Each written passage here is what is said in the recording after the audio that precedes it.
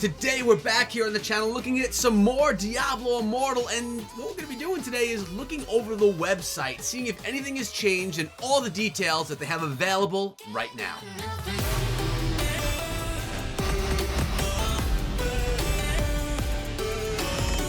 What's going on, guys? It's your boy Echo, and like we said, we're hanging out on the website today. We're going to give it an in-depth look, something that I did months ago, but I want to do it again here, a little bit more in-depth, more of a fine-tooth comb than we did last time, as well as see if anything has changed along the way. Now, obviously, we're starting off with this Diablo Immortal screen. The universe comes to mobile, which is exciting for so many of us, and for some of us, not so much. You can pre-register, and you can see all the BlizzCon stuff there as well. Before I go any further into this, guys, make sure you sub the channel and ring the bell, because when Diablo Immortal releases, when that alpha eventually comes out and I can get my hands on it, I'm gonna have daily videos for you right here on the channel, and my editor, who's a boss, is gonna make sure that everything looks sweet, right? So as we scroll down the screen just a little bit, it's telling us that it's going to be a massive multiplayer online action RPG. MMORPG made by Blizzard and of course NetEase as well. We have the development update right here, which I'm not going to play these trailers within the video. You guys can go to the website yourself. It will be linked below in the description of this video, and you can kind of watch those if you want to, but I can guarantee you that I've had them in a video before. So if you just kind of binge watch all of my content, never a bad idea if I tell you myself, well, then it'll be good to go. Experience the world of Sanctuary in a persistent, always online adventure everywhere, anytime. Join the worldwide community as you battle side by side to vanquish ancient evils, explore perilous dungeons, and of course, get legendary loot. So the cool thing about Diablo Immortal, what's making it so special in my opinion, is that it is not a rework of Diablo 2 or Diablo 3. This is a story in between Diablo 2 Lord of Destruction and Diablo 3. So all the stuff that was never told, the story that had been untold in between those times, is now going to be told. It's going to be explored, and it's going to be revealed for you guys, which is good for some and bad for others. For those of you that are huge into the lore of Diablo and you really need to know what happens, you're going to need to play this game so you can find out. Now, if those people are PC people and not so excited about this being on mobile, it's kind of, in a way, forcing them to play it because they have that passion, that love for Diablo, and they love the story, they love that lore, so it's going to make them feel like they have to play the game even though it's on mobile, even if they're one of those anti-mobile people. Now, this is good in a way because it's making people play the game, at least for Blizzard, that's good. It's bad, though, because people may get a bad taste in their mouth if they really don't want to use it on this platform, and it's not available on any other platform. Now, if you think about Diablo 2, 3, or let's say Diablo 3, available on PC, then available on consoles as well, making it more attainable for more people, but this one is just for mobile. Cool thing is, it's attainable for everyone because everyone's able to play it. Everyone has a tablet or a mobile phone or a device that could be playing this on. Even BlueStacks, though, by the way, so you could use that as well. But they may not feel comfortable with it. They may not be in love. But I'm excited because we have a story that is brand new to mobile, and that means that they are going to put a lot of investment into this. They're not going to rush it. They're just not reskinning something. They are making something brand new. It's part of the lore. It's part of the timeline. It's part of the Diablo history. They're not going to mess it up. They better not. So this kind of shows the timeline of the game. In Diablo 2, the demonic Lord of Terror Diablo is defeated, and his soul stone is shattered at the Hellforge. Moving along the timeline in Diablo 2 Lords of Destruction, Diablo's brother Baal corrupts the World Stone, forcing Tyrael to destroy it. I think I said that wrong. Tyrael to destroy it. Then we have Diablo Immortal, which is where we are going, which again is in between 2 and 3. The Diablo Immortal, the fragments of the World Stone corrupt the land, and demonic invaders pour into the sanctuary. And then, of course, we get into everything that went down in Diablo 3. So the timeline is important, and that may be part of my thumbnail. Yeah, I think it totally should be. Sanctuary at your fingertips, and we have a little bit of gameplay behind me, and I'll tell you what, this gameplay, This is why I love Diablo Immortal and why I get so excited for it every single time I see gameplay, is because the gameplay is so crisp, it's so amazing, and it feels so good when you actually play it. But we're going to have unique zones and dungeons. I'm not going to sit here and read every single thing on this page to you, but from my experience playing the game at BlizzCon 2019, there were a lot of varieties involved in what we were playing. It wasn't all just the same thing. And I only got to play a 20-minute session. Now, I played that 20-minute session 6 different times with all of the different heroes and characters, and, well, it was amazing. But I still only got to see a 20-minute segment from pulling up on the raft to wherever I got to within 20 minutes. It was still amazing, and it was still just different no matter what zone you go to within that time. And this is going to be massive multiplayer action in your pocket, as they're advertising right here. Meet another demon or meet other demon slayers as you wander the sanctuary. So you're basically going to be able to play with people that are going to be battling in the same realm as you, meeting up, teaming up to take down demons, to grab loot, to grab gear. Sounds similar to other games we've played recently in the last 7 years or so. Really, it's the Diablo experience that you all love already. It's just reworked and done differently. And we're going to get into the controls about that in a minute, because they have a really great graphic on the screen showing that. But we got Diablo, people. It's just on mobile. It's still Diablo. Now they go ahead on the website and they show us a couple of the areas that you can get to in the game. And I mean, look at these beautiful images here. Like, that could be a wallpaper on my computer. Maybe it will be, but this is an example of West March. Looks pretty dreary, looks pretty dangerous, and it looks like a great place to slay demons. And if that wasn't creepy enough, the Ashwold Cemetery, well, that looks even a bit more creepy. I love the glow coming out of that church itself, or at least that cemetery building, whatever it is. Dark Wood is exactly what it sounds like. It's the woods, it's dark, and it's evil. Another place where you're going to be able to spend some time battling demons, teaming up with your friends, and just smashing stuff and grabbing loot. And now it's time to look at the mobile controls, and to do this, I'd better get myself out of the picture so you could actually see them.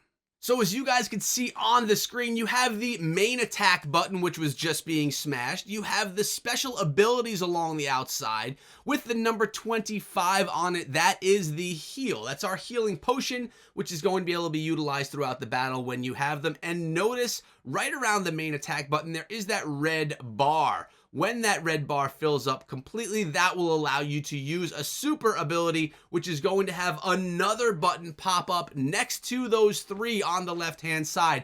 It's going to be your super attack, and it's going to be brutal. Some of the best moments inside of the game are when you're using those supers. And the cool thing about it is it doesn't happen too often to the point where it becomes boring. It's still special. The amount of time it takes to charge up that super is just enough where you could use it and actually get the value out of it, but at the same time, you can't use it too much to where it just gets boring.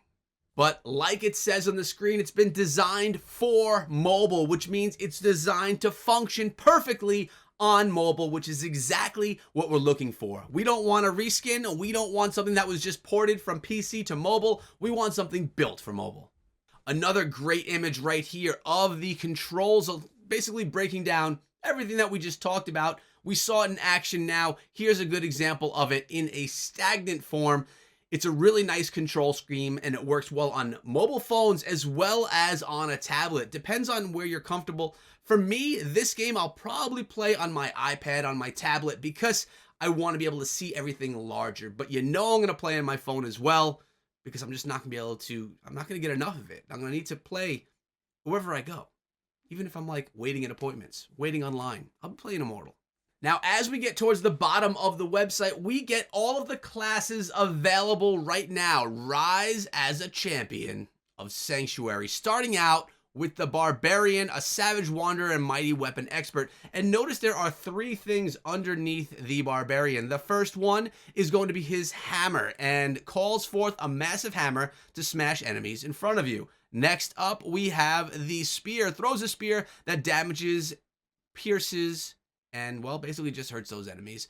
And lastly, we have the Whirlwind. You saw a couple of these being used above when I was showing you guys the controls. Spin your blades out, dealing massive damage to nearby enemies. Basically, that's just that spin and you brutalize everything around you.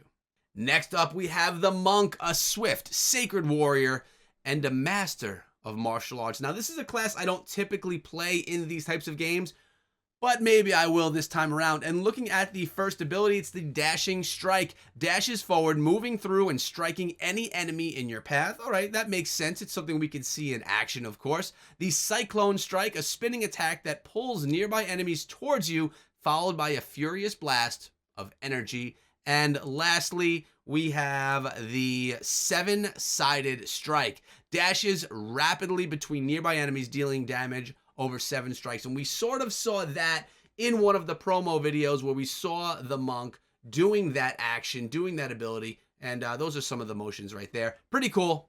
I have to say, I really like it. And in the background, while we're going over all these, you kind of see all of these classes being shown.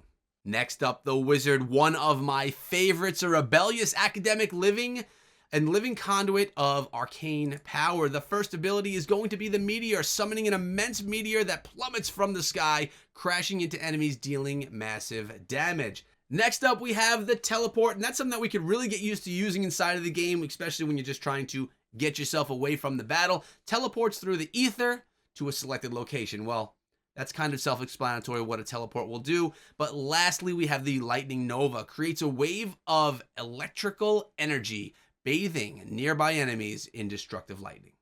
We have the Demon Hunter, who's a vengeful stalker and a crossbow-wielding adept. And this is it's a character that a lot of people really enjoy using, myself included. I've used in Diablo 3, and it's kind of a cool one overall. Rain of Vengeance showers an area with arrows from the sky for several seconds, dealing continuous damage. We could see that in action. I could see that being amazing, and I've actually played that, so I know for a fact it's amazing. Next, we have the Daring Swing. Swing on a rope to a nearby location, damaging enemies on the way while they can't attack you. That one I have not played, but I will soon. And last up, we have the Knockback Shot. Fires a magical bolt of energy that deals damage and knocks back enemies. Damage, clearing space in front of you, you can't go wrong. Now, the Crusader and the Necromancer, their abilities are not shown. They're all locked. I don't know why, and they've been like this for a while. But the Crusader, similar to the Barbarian, a towering colossus of wrath. And this is going to be something that is another melee tanky type of character. If you like the Barbarian, you'll most likely like the Crusader as well, and maybe you've played it in Diablo 3 also. The Necromancer. Let's talk about hell itself. We have a commander of dead and manipulator of life and death. Necromancer is going to be another great character. Again, like we said, they were not being shown, at least those skills weren't being shown, so I can't wait to see them, and when they are shown on this site, I'll be sure to bring it to you guys. But let me know, have you guys been to this website? And comment below with your thoughts on everything that this site has to offer, or your thoughts basically on Diablo Immortal as a whole. Are you growing weary? Are you worried that the game is not going to ever release? Because I know a lot of people are. Or do you have your faith in Blizzard and know that it's coming, and you're just a patient dude? We have new enemies arising, and well, we have Skarn, Herald of Terror. You gotta love that image. Just really embraces the feeling of hell. We have ancient horrors born anew, and it's saying that some of the things that you're used to seeing from Diablo 2, you may see come back in Diablo Immortal, and that's going to be a really great thing, kind of having some crossover in characters that you're used to from Diablo 2 and Diablo 3, making their way within that story, falling within the lore, so that you could have them a part of this game as well. And obviously their call right here to download and pre-order the game. As you can see, I'm signed up and I am ready to go. We have a media gallery. If there's anything that you want to look through, it's all there on the bottom of the site as well. And well, they have socials, so you can always check them out. But you definitely want to check out mine too, which are all linked down below in this video, because we could talk about Diablo Immortal and any other stuff off YouTube. Guys, I hope you enjoyed today's video, and I am trying to bring you at least one Diablo Immortal video per week until the game launches. When that happens, it will be daily content. Have to say, it's sometimes tough to make videos without a game in hand, so I'm trying to be creative. If you have any ideas for me, let me know them down below, and I'll be happy to try them out. Before you get out of here, make sure you check out this video because it will keep you entertained and having fun. But we're out. Take care, guys. Remember to check out the socials and be good.